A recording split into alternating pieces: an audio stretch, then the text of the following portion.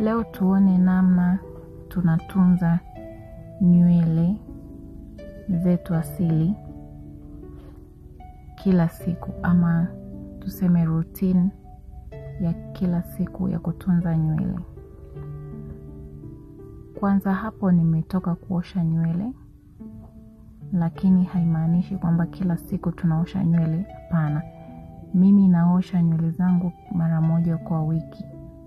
Lakini kila siku nitaweka unyevu kwenye nywele. Kama sioshi, nitaweka maji, nitaloanisha nywele kwa maji. Hivyo basi, unaloanisha nywele zako, unahakikisha zimeloana nywele. Kwa sababu mimi nimetoka kuziosha, basi hapo ni mbichi, hazijakauka. Alafu unachukua leave-in conditioner, unapaka kwenye nywele kama ninavyofanya. Unaweka leave-in conditioner ya kutosha, unapaka kwenye nywele. Tahadhari, usipake kwenye ngozi ya kichwa, paka kwenye nywele.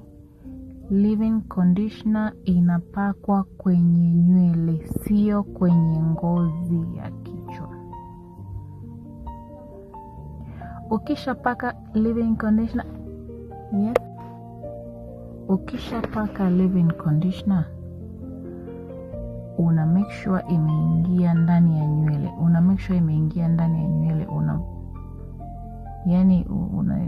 Kama unaibinya, make sure nywele yako imeshika vizuri leave-in conditioner kila mahali. Na uconcentrate kwenye ncha za nywele yako. Ncha za nywele ndio sehemu ya nywele iliyozeeka zaidi kuliko sehemu nyingine ya nywele. Hivyo ni rahisi zaidi kukatika, kudhoofika kwa wepesi. Kwa hiyo huu unyevu tunauhitaji sana zaidi kwenye ncha za nywele zetu, kama una lengo la retain length, ama kufanya nywele zako ziendelee kuwa refu. Kwa sababu kama nywele inaota kwenye kichwa, kwenye mzizi kwenye kichwa, kwenye ngozi, lakini inarefuka, urefu utaujua huku kwenye ncha. Kwa kama nywele zako zinakuwa zikienda ndefu, alafu imagine kila siku wewe ncha zako zinakatika, huku ukingoni mwa nywele kunakatika. Sasa lini kutarefuka? Umeelewa? Kwa hiyo haiwezi kurefuka kama ncha zetu hazituzitunzi. Therefore concentrate kwenye ncha zako, hakikisha zinapata unyevu vizuri, ndipo unaenda sehemu zingine. Ukishaweka leave-in conditioner, then unaweka hair butter, na kama hauna unapaka mafuta. Na unaweza ukawa na zote mbili, lakini uka opt kupaka mafuta pia ni sawa. Mafuta unapaka kwa ajili ya kuzuia ile unyevu ulioutengeneza kwa kutumia maji na leave-in conditioner. Huo unyevu usiondoke kirahisi, ama usikauke kirahisi. Therefore, hair butter inaenda kuseal in the moisture iliyowekwa na hiyo maji na hiyo leave-in conditioner. Kama hauna hair butter, you can use the hair oil. Mimi hapo nimetumia the botanical hair oil, na nimeweza kuseal in the moisture niliyotengeneza. Utahakikisha unaweka mafuta kutosha kwenye nywele kuseal in the moisture.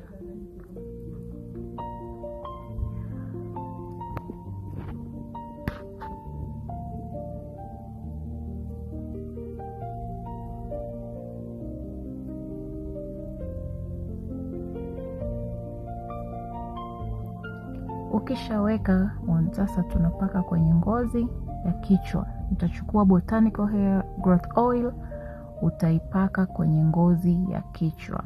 Utaweka mafuta ya kutosha kwenye ngozi ya kichwa.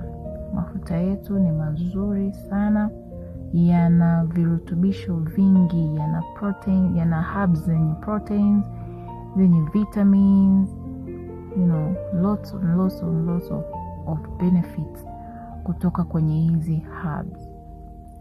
Hautawahi kuona mba, hautawahi kuona nywele ngozi kavu, utakuona mashilingi. Hakuna kitu utawahi kuona kama ukitumia haya mafuta. Na yatafanya nywele zako ziote zirefuke, na yataleta moisture kwenye nywele zako, na yani utasahau kukatika kwa nywele, kwa sababu unless otherwise we're careless. When mtu kuchana nywele all the time, hauzisuki kwenye protective hairstyle. Unajua kitu kimoja labda niseme, unaweza kuwa unatunza nywele zako, unaweka mafuta kwenye ngozi, lakini wewe kila siku ni kusuka mitindo inayovuta nywele na kufanya nywele iwe dhoofu. Lazima nywele zako zitakatika, lazima nywele zako zitaharibika, kwa sababu umeziongezea mzigo ambao haziwezi kuhimili. Maybe zinaweza kuhimili kwa muda, lakini zikaongezeka,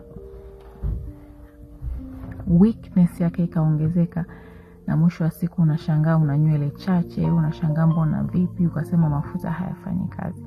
Wakati mafuta yanakupa virutubisho vizuri, nywele zinaota vizuri, alafu unaenda unazisuka misuko ya kuongeza marasta, ya kufanya nini, then unaharibu tena zile nywele zako.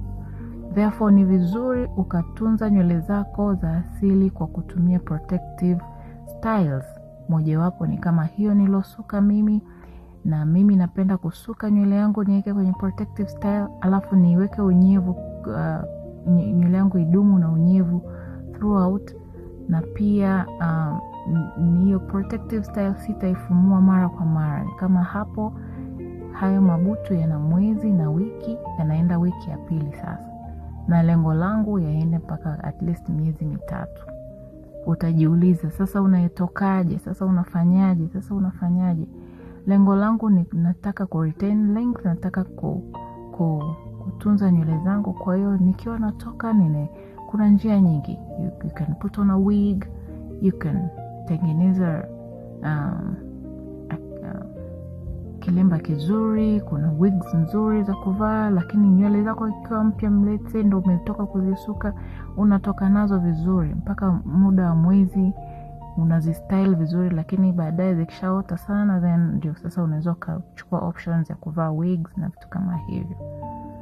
Kwa hiyo baada ya paka mafuta kwenye ngozi, make sure una massage vizuri ngozi yako.